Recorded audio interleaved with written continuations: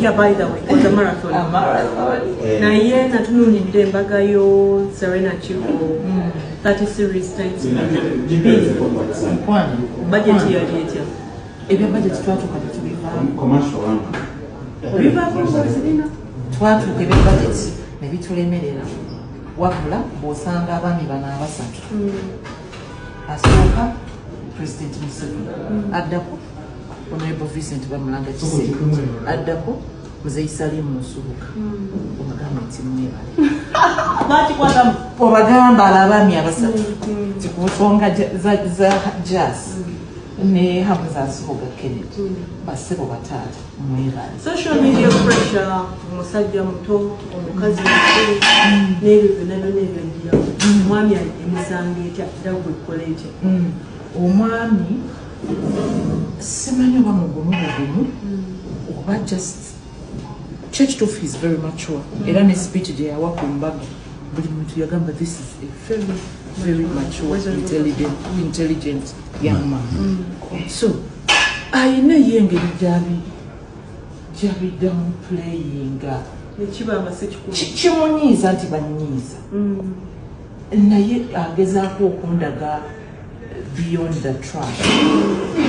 Namamba mukwana ekisooka tuli mukazi mukulu you're 33 years old.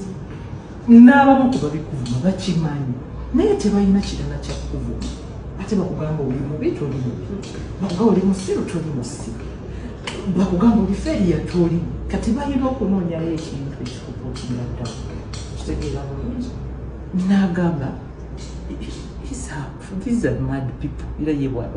Just ease up and ignore.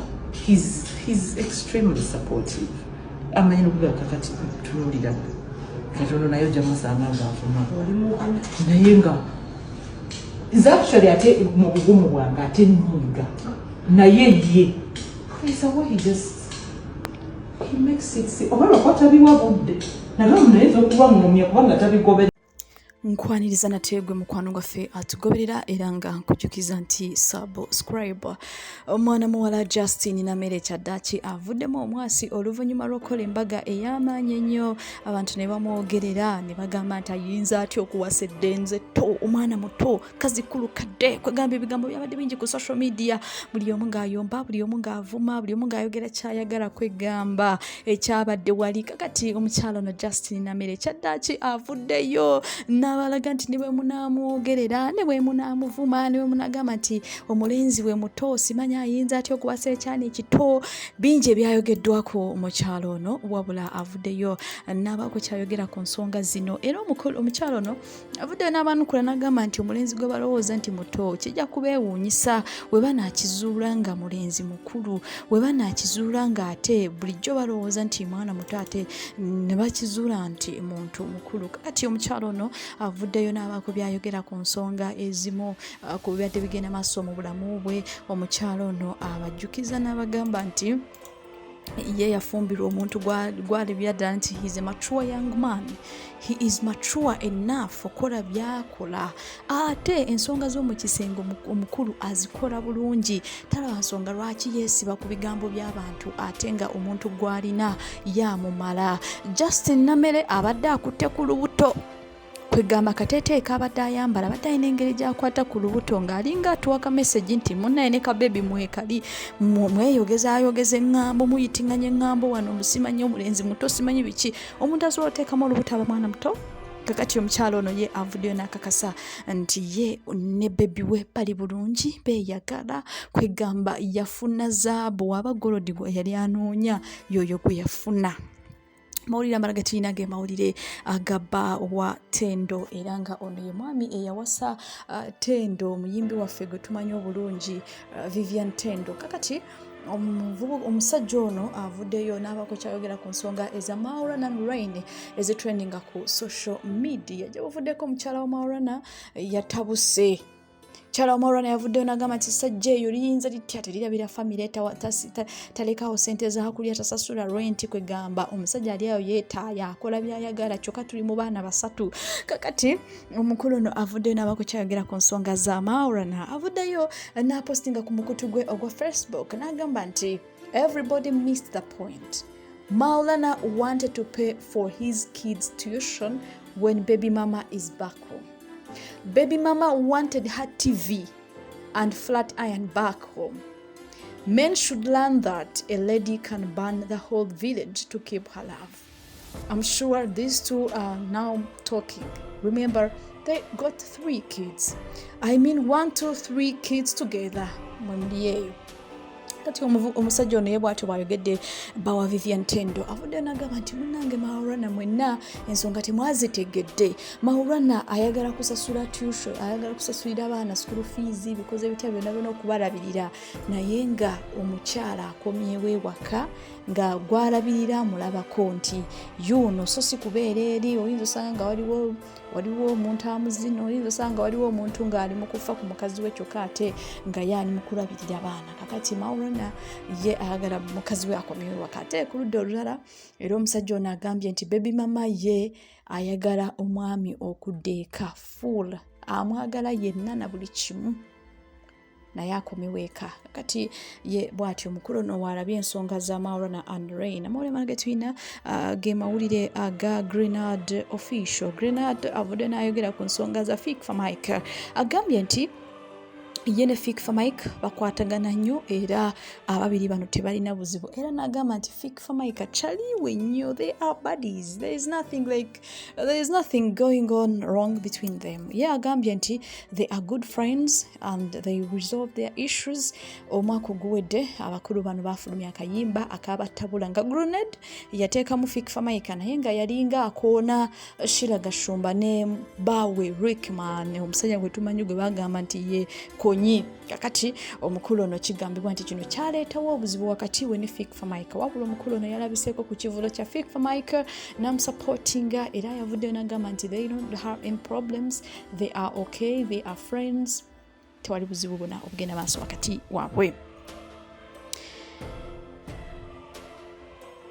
Oba yukuno mukwano gwange ositegeera alinfunamu obuzibu era muli kimanya kitegeera ne Fik for Mike tuba twayombamuko kyamala nekivaawo kubanga Fik for Mike is my personal friend, si byakiyimbi bino. Oba yukuno mukwano gwange ositegeera alinfunamu obuzibu era muli kimanya kitegeera ne Fik for Mike tuba twayombamuko kyamala nekivaawo.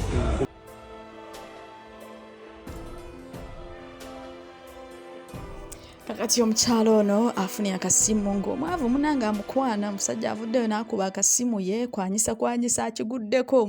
Omukazi amuvumye yenna n'amufuula ekisiimuula. Kakati omukyalo ono abadde awo ng'akwata akasimu agenda owulira omusajja amukwana kyokka tamuwa ssente, talina ssente mu nsawo, yeyogeza kwegamba omukyalo ono atabukidde omusajja n'agamba nti besajja ebyavu n'obudde be balina obudde obungi, be boogera ennyo, be bazaala ennyo, kwegamba n'ayogera ebintu bingi. Kakati amawulire amageti nage mawulire aga Mama So Prima Kadashi ye ayongedde okunyirira. Prima Kadashi oluvannyuma lw'oku breaking up n'omukulu Justine ye ayongedde okuteeka kwa akanyiriro. Prima Kadashi ye ayongedde okwefaako, ye takyali ku ebyo bya ex yali awo yamusuulawo, simanyi yawasa akawala kaliyo akatoototo, simanyi hindu biwanvu, naye Prima Kadashi ye ayongedde okunyirira olw'ensonga nti yefaako. Amawulire amagezi tulina ge mawulire aga Winnie Nuwaji ye eva vibe ku vibe 100%. ye abeera ne vibe buli kaseera, naye nga Winnie Nuwaji bambi kikyala kirungi ate nga kiina vibe, kiyimirira ku bigambo byakyo, teyekyusaamu, teyeeruma mu lulimi. Bw'aba ayogera kyayogedde kyakola ate n'akiyimirirako n'agamba nti kino nakyogera kituufu, kino saakyogera. Ate Winnie Nuwaji ye muntu agezaako okulaba nti yenyonyolako, ayagala ensonga ye ogitegeere, tayagala muntu ategeera ekintu kirala kyokka nga naye abadde ategeeza kirala. Amawulire amagezi tulina ge mawulire agasenga Makula. Ono nno mukyala pasita, ono mukyala wa pasita Senga Makula kakati abadde abulirira abaana mu kkanisa abagamba nti abasajja munnange muteekeddwa okufa ku bakyala bammwe ababuuliridde naye nga senga makulu abadde alinga akuwona pasita agamba nti naye gwe musajja mulina okulabirira abaana ojja genda eriwo wage nti oli w'amaanyi nnyo okoze kyamaanyi okoze buli kimu naye ng'omukyala w'omaliriza agenda mu kiyunga ayoze ebintu nga walinga abatalina tewali kituuseewo there's nothing that happened like omukyala ojja kugenda omukwata omuteeka wali okole buli kimu kyokola naye nga tewali kyokoze kutemu in fact oli mu kumuzanyiramu kakati ono omukulu makula ye avuddeyo n'annyonnyola n'agamba nti abasajja bayiga okufa ku bakazi bayiga okubalabirira bayiga okulaba nti babaweeweetako obugalo bigere ebintu byonna kakati omukyalo ono makula ye avuddeyo n'asomesa abasajja n'agamba nti abasajja muyiga okulabirira abakazi ate n'abulira n'abakazi nti bayiga okunaaba enkyakya bazikuute ekigero omusajja agenda okikwatamu amanye nti azekaweweevu kumba kujinja kwegamba ng'ekintu tekitegeerekeka kyokoze tolina sibode bukodyo ng'abulako kuteera byesuubo mu njoje nga weesuube tolina kyokoze olinga mwana mutoze kuzanya buzanyi kati abaami abakyala tebasobola kwogera buli kimu tetusobola naye beera naawe muntu ategeera ogambe enkomyewo ewaka omukyala sooka omubuuza oli otya ebirowoozo oluusi tulina stress ng'ogamba wano wensimye tewali mazzi kumbe just stress omusana gwayase bwazi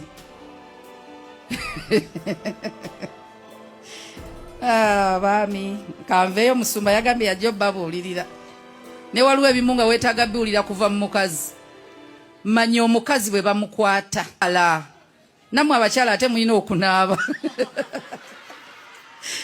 bannange obugere omukyala kuuta ku nkyakya kubanga omuntu gwe tugambanyiga ku bugere bw'omukazi muba mbuliringa eguuni enkyakya zisobola temwetaaga maanyi ga kisajja weetaaga bukugu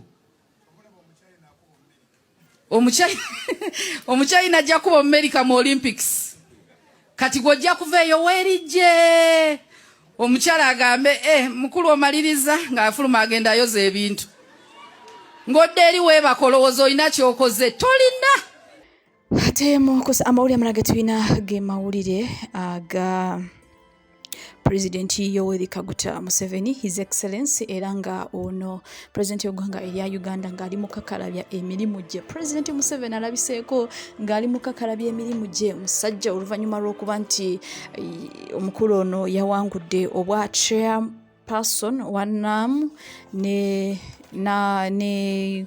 G77 plus China era ng'omukulu ono ye chairperson wetwogera ye musajja ow'amaanyi kati nga akulembera amawanga agasoba mu 256 era nga gano gonna gali mu NAM. Kakati omukulu ono emirimu gimutwalaganya ku bukadde bwaliko ku bukulu bwaliko eyandibadde mu nteeze kiruhura kati wetwogerera ye lwakituura wetwogerera ye ali ku mirimu ali mu mpapula sayininga simanyi China twetaaga kino simanyi Russia waliyo kino kwegamba ye omukulu ono emirimu ye gimutwalaganya. Omwezi guno gwokubiri mwezi gwa mukwano mwezi gwa kweraga amapenzi kakati funivubuka lyeto lyona mukadde kasita obeeramu n'akasente oba okimaze kakati balavu badzi bano bo balabiseeko nga beeraga omukwano munnange mu Africa omusajja omuto waawasa omukazi omukulu ate nga muzungu tewali buzibu kyokka omufirika omukazi waawasa omuvubuka nga muto nga bonna bafirika awo engambo ziyitinga n'akazi kadde liyinza litya ebigambo biba bingi naye nga bambi bo beeraze amapenzi. Stay tuned and subscribe.